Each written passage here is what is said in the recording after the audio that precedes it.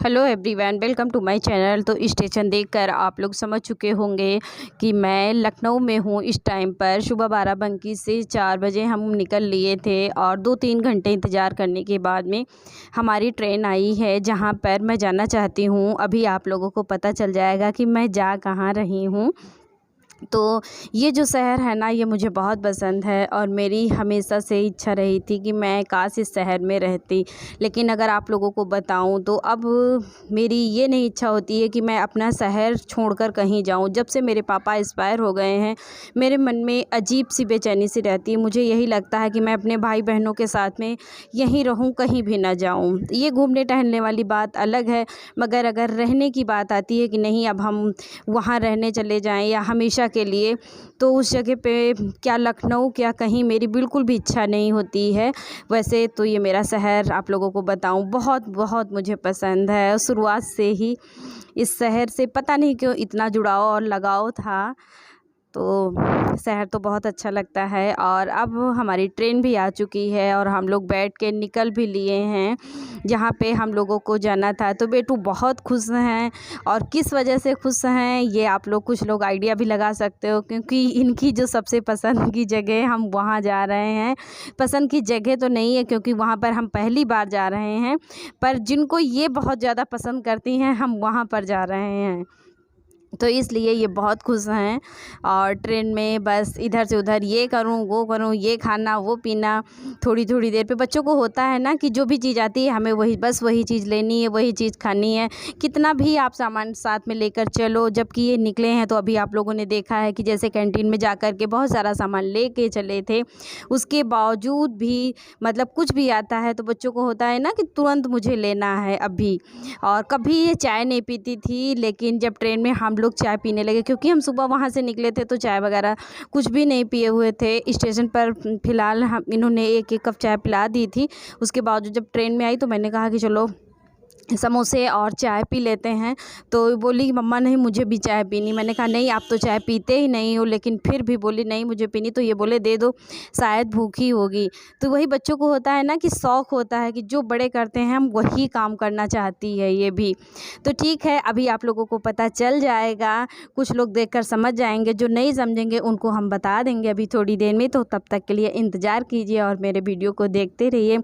और हाँ, अगर पसंद आता है तो प्लीज़ एक लाइक ज़रूर कर दीजिएगा, जिस तरीके का भी आप लोगों को लगता है। और जो मेरे चैनल पे नए हैं तो सब्सक्राइब भी कर लेना, ताकि मेरी यूट्यूब की जो फैमिली है वो और भी बड़ी हो सके।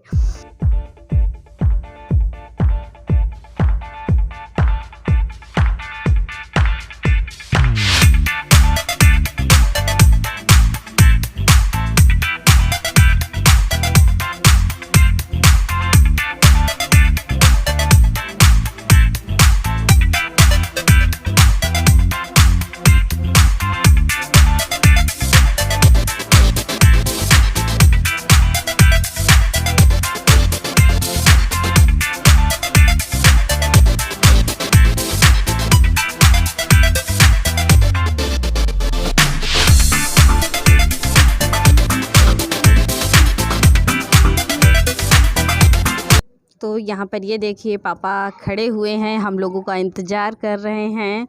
तो मैं यहाँ पर आई हूँ सुल्तानपुर अपने मम्मी पापा के पास में। पापा की यहीं सुल्तानपुर में पोस्टिंग है और अगले 2 महीने के अंदर पापा रिटायर भी हो जाएंगे। तो इस वजह से काफ़ी दिनों से बुला रहे थे, तो मेरा जाना जाना हो रहा था, लेकिन फिर इस बार आना हुआ। काफ़ी दिनों से पापा यहीं पर थे और तब से आते आते अब मैं आ पाई हूँ। तो वही घर में आने के बाद में चाय नाश्ता किए, थोड़ी देर आराम किए। उसके बाद में पापा बोले कि चलो यहाँ पर एक पेड़ है जो श्री कृष्ण जी का लगाया हुआ है।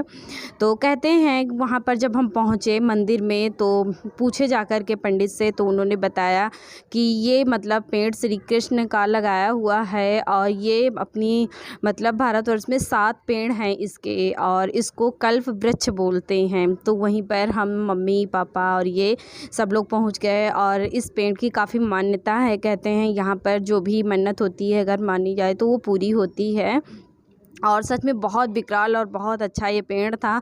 अभी आप लोगों को अच्छे से दिखाएंगे तो समझ में आएगा। ऐसे पेड़ वैसे देखने को नहीं मिलते हैं और कहते हैं मतलब इसकी डाल और जड़ें फूल भी इसमें आते हैं। कुछ भी आप लगाओ तो ये पेड़ कहीं नहीं लगता है, ना ही उगता है। और इसका फूल भी दिया था पंडित ने कि अपने घर ले जा करना और इसको पूजा स्थान पर रख कर इसकी पूजा करना। तो वही हम यहाँ पर परिक्रमा कर रहे हैं। यहाँ पर हम लोगों ने साथ साथ परिक्रमा की और मम्मी ने 2 ही लगाई, क्योंकि उनके पैरों में बहुत दर्द रहता है, वो चल नहीं पाती हैं।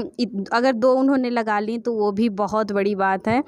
और यहाँ पर मैं पहुँची, बहुत अच्छा लगा सबके साथ में। और आप लोगों को अब तो पता चल ही गया होगा कि मेरी बेटू क्यों खुश थी इतनी, क्योंकि उनको अपने बाबा से बहुत ज़्यादा लगाव है। सच में पापा भी मतलब बेटू को बहुत चाहते हैं और ये भी बाबा से ज़्यादा ही लगाव रखती है। दादी से भी रखती मगर दादी से उतना नहीं जितना ये बाबा को अपने वो करती है। हर चीज़ में बाबा होते हैं और तभी इतना खुश थी। और आते आते इनकी मन की सारी चीज़ें भी मिल गई।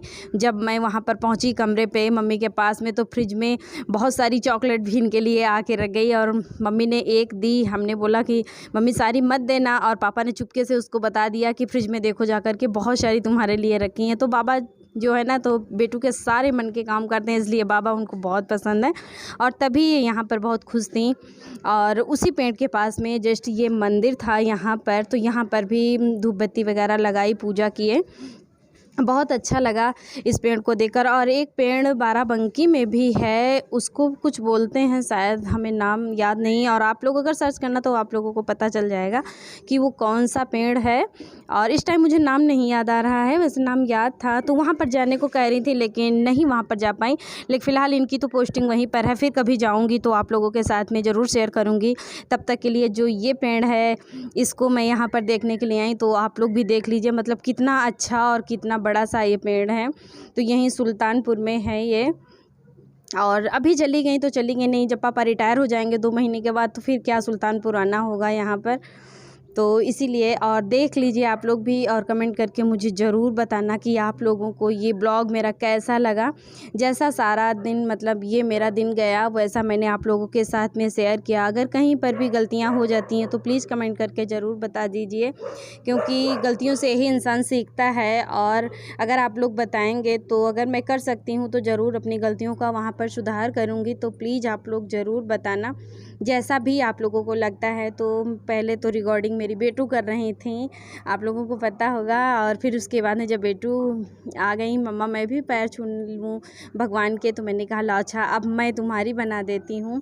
तो यहाँ की ब्लॉगिंग अगर मेरी जितनी भी बनाई है, कहीं पर मैं मोबाइल लेती हूँ, कहीं पर मेरी बेटू लेती हैं, तो हम दोनों ने मिलकर बनाई है। और बेटू अब जैसे जितना काम कहती हूँ उतना कर देती है, काफ़ी समझदार हो गई है, बहुत मेरी हेल्प कर देती है। नहीं तो अगर ये ना बनाती तो शायद मैं उतनी चीज़ों को ना कवर कर पाती, शायद इतनी चीज़ें ना मैं बना पाती वीडियो में, क्योंकि ये बच्चा है हर जगह जाके तुरंत रिकॉर्ड कर लेती है।